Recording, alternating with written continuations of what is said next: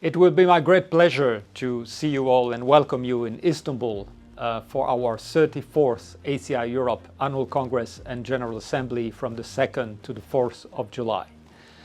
This event is really where the pan-European airport community comes together to take the pulse of our industry.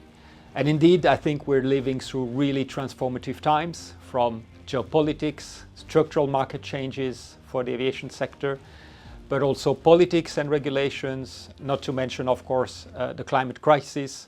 All these elements are converging to redefine our business. And that's why I think it's never been more important that we come together to chart the way forward for our industry. So this is going to be a unique opportunity to learn from each other, to debate and to get new connections. We will do that hosted graciously by IGA Istanbul Airport, and they've spared no efforts to ensure we have a fantastic time. We will have also our Best Airports Award ceremony and plenty of social occasions. So I look forward to see you in Istanbul. Let's come together, collaborate, exchange and network.